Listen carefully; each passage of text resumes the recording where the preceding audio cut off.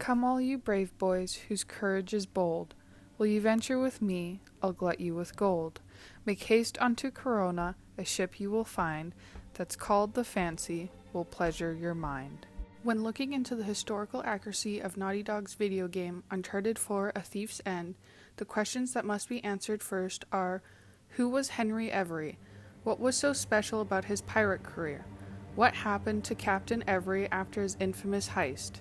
Once those questions are answered, one can analyze the probability of the events in Uncharted 4. Henry Avery went under the alias Bridgman, Henry Avery, and Long Ben. He was dubbed the Arch Pirate and the King of Pirates by contemporaries. Henry Avery was born between 1653 and 1659, near the city of Plymouth in the county of Devon, England. Being bred to the sea, he served as a mate of a merchantman in several trading voyages. Living near major ports allowed Avery to gain sea experience, and in his early 30s he joined the Royal Navy during the 9 Years' War. He was discharged from the Royal Navy in 1691, likely due to the English defeat in the Battle of Beachy Head. After his discharge, he became involved in the Atlantic slave trade, where he mainly operated off the Guinea coast. Avery was also known to lure slave traders onto his ship by flying friendly colors, then seizing and chaining them in his ship's hold alongside their captives. Captain Thomas Phillips of a slave ship wrote in his journal that, "I have nowhere upon the coast met the Africans so shy as here, which makes me fancy they have had tricks played them by such blades as Long Ben, alias Avery, who have seized them and carried them away." In 1693, Avery joined the Spanish expedition shipping on Charles II. After waiting in port for official documents from the Spanish and not receiving pay for 8 months, the sailors' mutiny grew. The men proposed Avery lead the rebellion, so he did. Avery allowed Captain Gibson of Charles II and several other men to leave the ship on a sloop, except the doctor. They say they wanted a bucket in the boat, and they gave them one to lave out the water. That is a plain evidence they were willing to be rid of those that were not willing to engage with them, and if they had not approved of the design, they were not hindered from going in the boat. Avery was named the captain by the crew and renamed the Charles II to the infamous Fancy. Captain Avery declared, "I am a man of fortune, and must seek my fortune." From the Isle of May, Avery led the Fancy to journey the west coast of Africa. During this journey, they made the Fancy lighter by removing the deck and decorations as well as barnacles, making her one of the fastest vessels then sailing in the Atlantic Ocean. The Fancy continued her journey south along the west coast of Africa until she reached Johanna, taking some provisions and prizes along the way. Avery's crew was around 150 men strong at this time. The declaration left by Henry Avery at Johanna states that he never wronged any Englishman nor Dutch, and that if they gave him the signal, he would never molest them. Many scholars believe this was to get the East India Company off his trail, as this statement contradicts his actions. Traveling to the Red Sea, Avery met the English privateers Captain Richard Want of the Dolphin and Captain Joseph Farrow of the Portsmouth Adventure, with the two ships having a combined manpower of 120 men. The three ships joined forces at the island of Liparan. The three ships later joined forces with the three English captains, Captain Thomas Wake of the Susanna, Captain William Mays of the Pearl, and Captain Thomas Tews of the Amity, with the three ships having a combined manpower of 140 men. The captains agreed to make Avery the fleet commander due to the Fancy's speed and size. The fleet had a total manpower of around 410 to 440 men and 6 ships. In 1695, a ship convoy from the Mughal Empire was returning to Surat from their pilgrimage to Mecca. They had with them all their slaves in attendance, their rich habits and jewels, with vessels of gold and silver, and great sums of money. Avery and his fleet waited to ambush the Mughals' convoy, but the convoy slipped past under the cover of night fog. The fleet began pursuit with the Dolphin lagging behind, so they took her crew onto the Fancy, burned the ship, and took the Pearl in tow behind the Fancy due to her speed. Later, the Amity fell behind while battling a Mughal ship, and Captain Tews was killed during this battle. The Susanna and Portsmouth lagged behind, but eventually caught up to the Fancy. 3 days before they made Cape St. John, the fleet battled with the Fateh Muhammad, plundering the ship's silver and gold worth about 50 to 60,000 pounds. The prize was split among the remaining 5 pirate crews. The Fateh Muhammad's treasure would be worth around 8 to 9.7 million pounds today using commodity prices.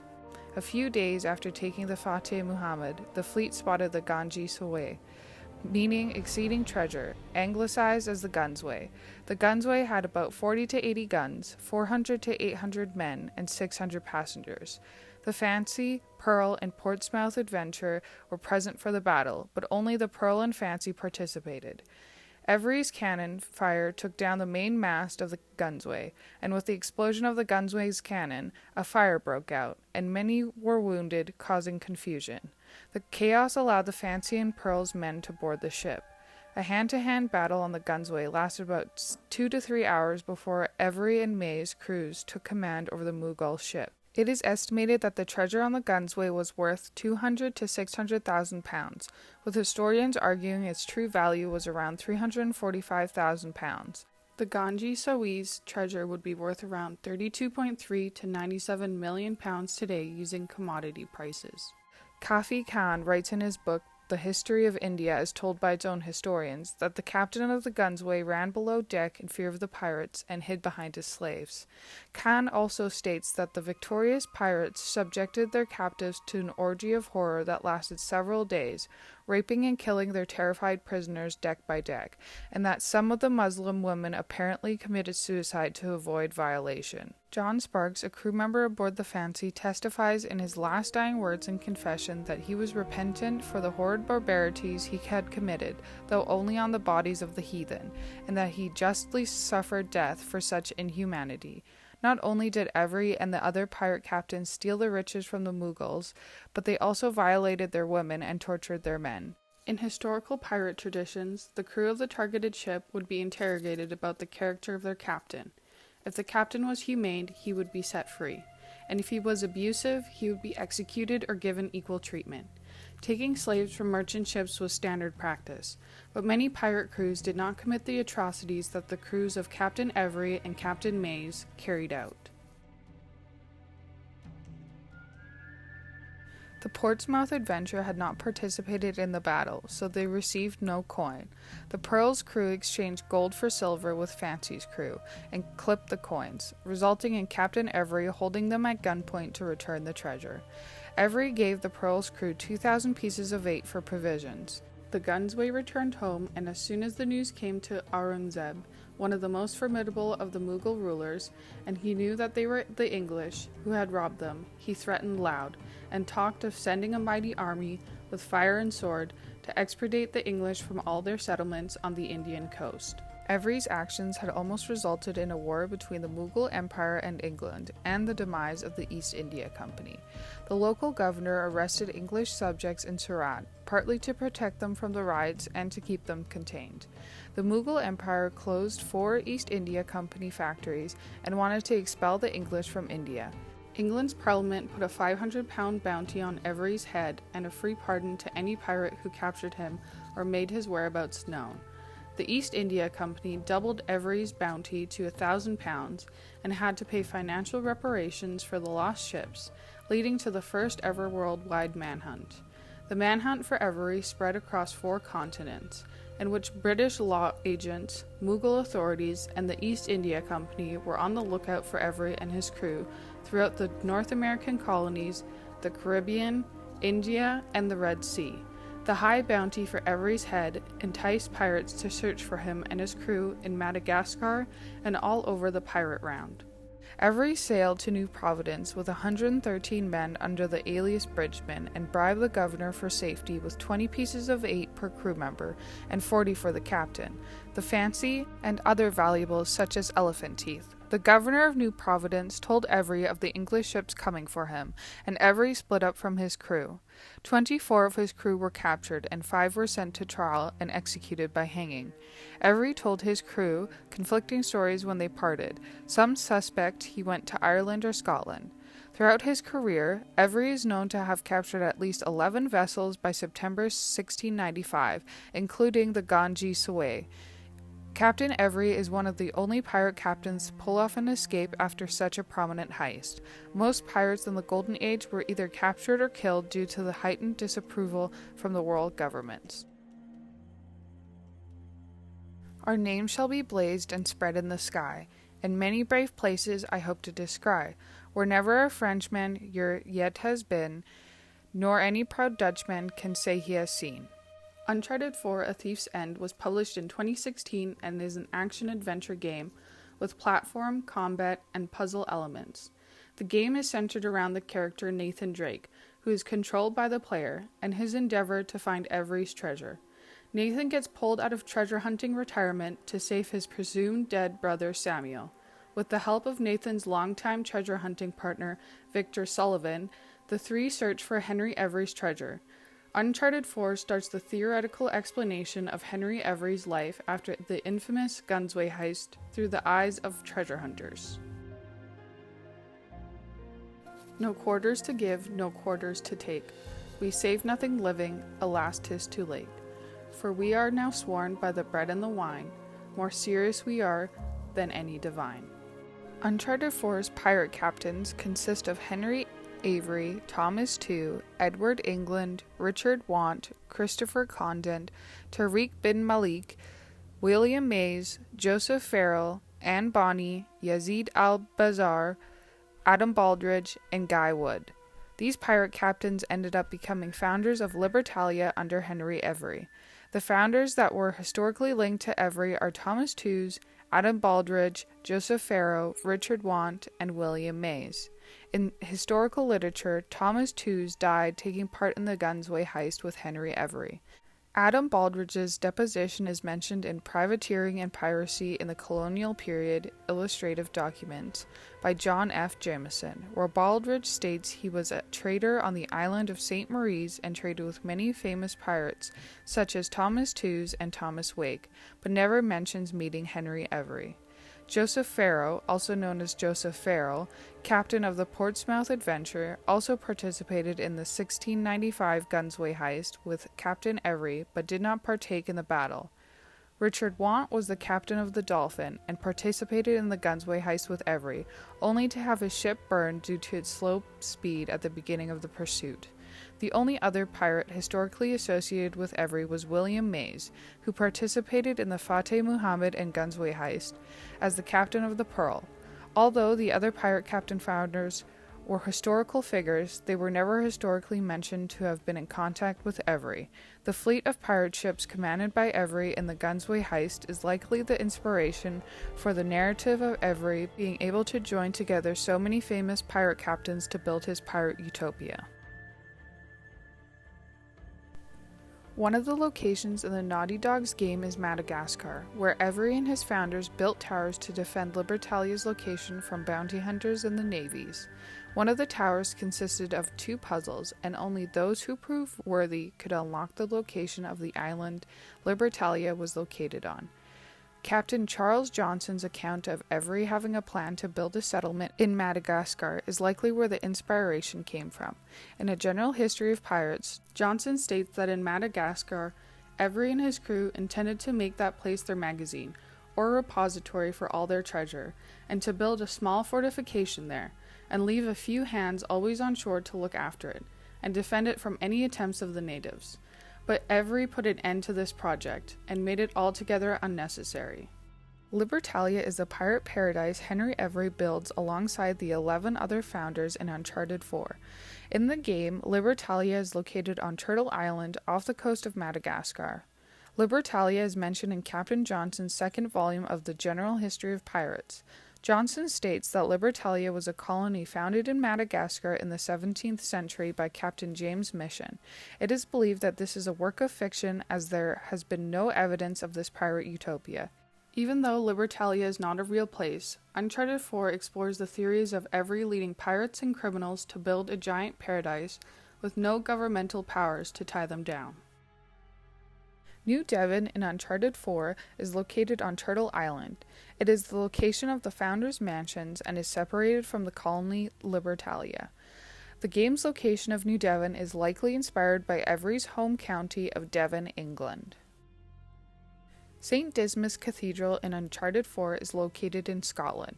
This is the first location pirate recruits must travel to after receiving a St. Dismas cross from Avery. In the game, Avery would have crosses of St. Dismas sent to pirates that might be worthy of joining him in Libertalia. From there, his clues sent the recruits to St. Dismas Cathedral, where the monk's letters tell of how he bought the whole site for his recruitment. The location of St. Dismas Cathedral in Uncharted 4 is likely based on the theory of Avery traveling to Scotland. It plays on the idea that Avery idolized St. Dismas, the penitent thief who was crucified and killed next to Jesus. Later in the game, he loses his sanity and becomes infatuated with St. Dismas, believing himself to be the reincarnation of the saint, giving him a god complex.